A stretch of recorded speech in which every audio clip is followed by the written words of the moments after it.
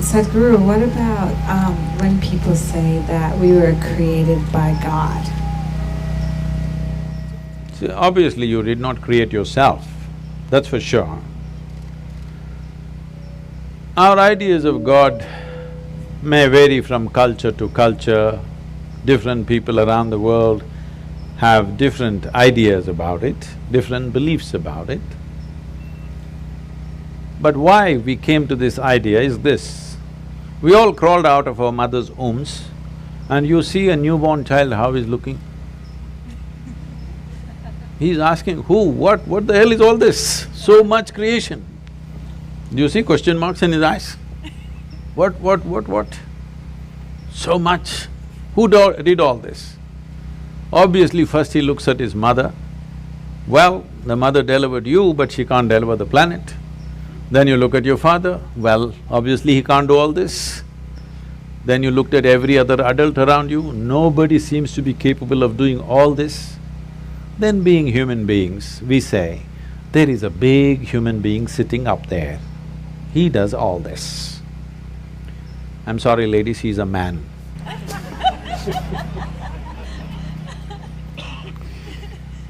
Because we are human, we are thinking a big human is up there.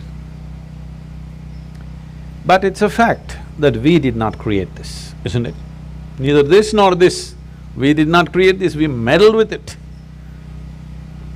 We meddled with it, we muddled with it, but we did not create it, for sure.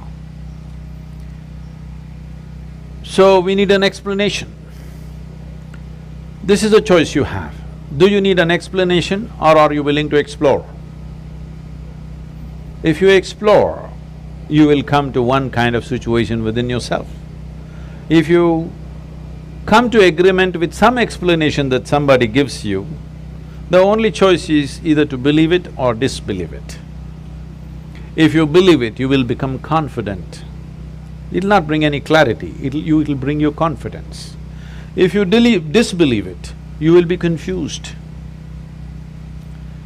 If you're joyfully confused, it's very wonderful.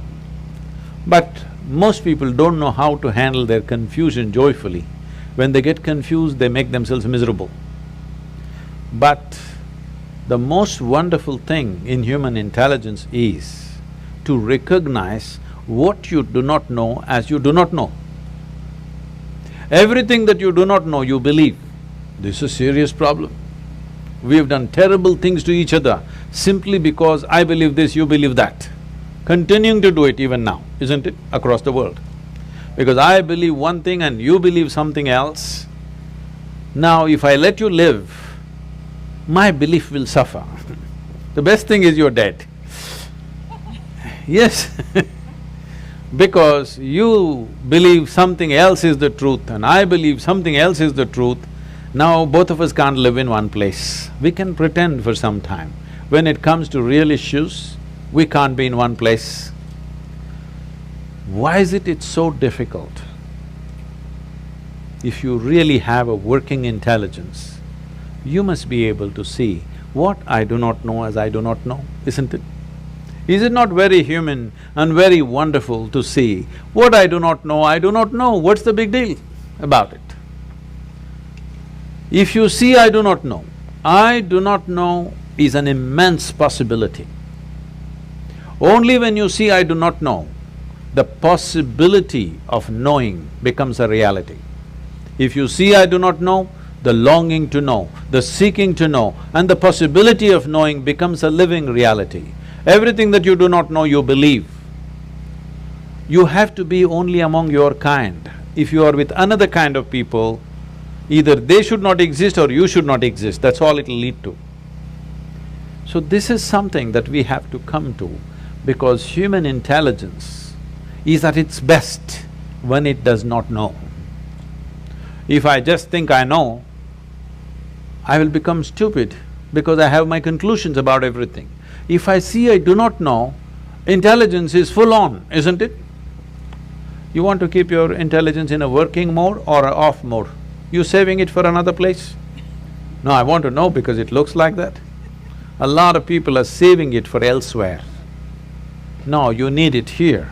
If you need it here, please look at this and see.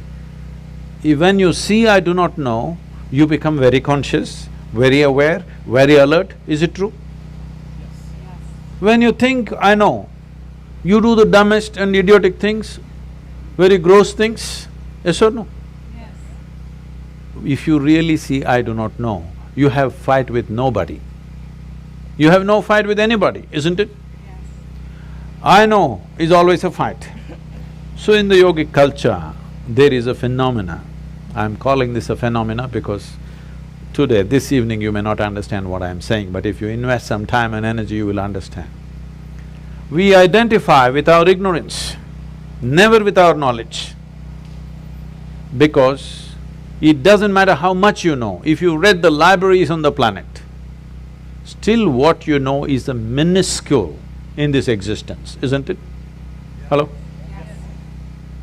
But your ignorance is boundless. Yes or no? Yes. So, if you're identified with your ignorance, you will be borderless, boundless human being. If you're identified with your knowledge, you will become a constipated human being. Constipated means it happens little by little. This is how life is happening right now. Little by little it is happening. It is not happening in a beautiful way. It is little by little. We have to strive to find one moment of joy somewhere.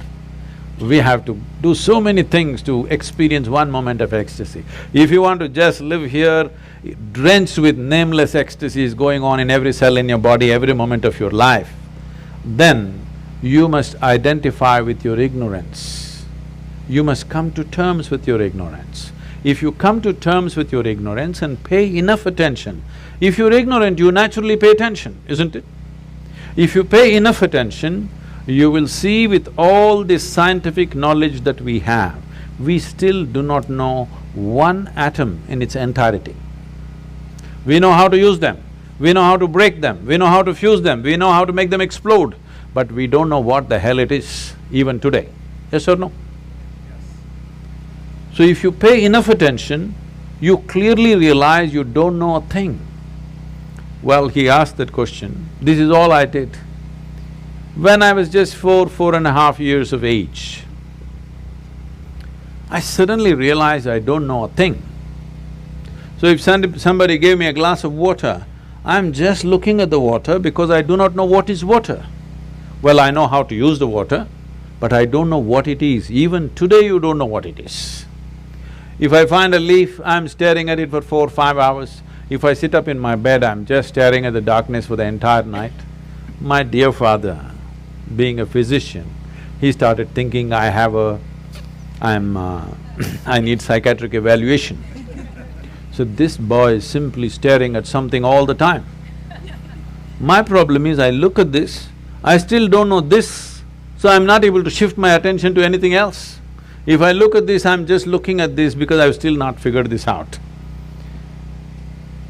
So if you pay enough attention, this universe opens its doors only to those who pay enough attention.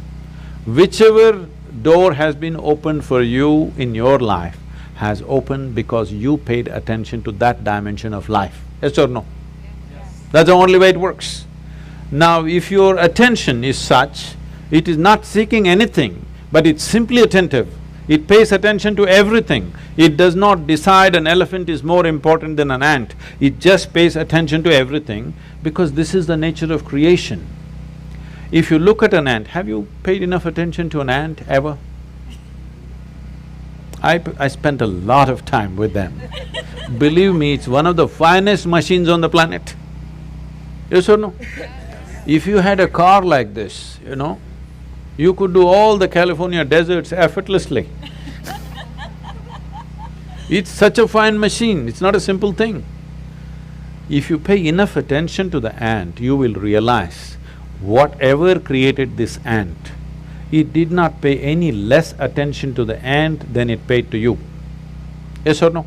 Yes. Then who the hell are you to decide who should get more attention and less attention? It is just that you have to sharpen your ability to pay attention, not to any particular thing, to simply pay attention. If you pay enough attention, is it true this body, though you gave food from outside, this body was created from inside? Yes? So whatever is the source of creation must be functioning from within you, isn't it? Is it? So, when you don't know what is the nature of the source of creation, you may use in English language. In India we have many words. In this part of the world, you may call it God. It's just your explanation for the source of creation, isn't it? Because you have no explanation for the creation, you saying, God made this. We have 1,000 names for that, all right? But fundamentally, we are trying to explain the source of creation. Is it true in your experience, the source of this life's creation is functioning from within you? If it's functioning from within you, if it's somewhere up there and you missed it, it's okay. If it's happening from within you and you missed it, isn't it a tragedy? Hello? Yes. If the source of creation is throbbing within you and you did not notice it, are you not a tragedy? Yes. So my entire life and work is to just avoid the tragedy for people. Thank you. Thank you.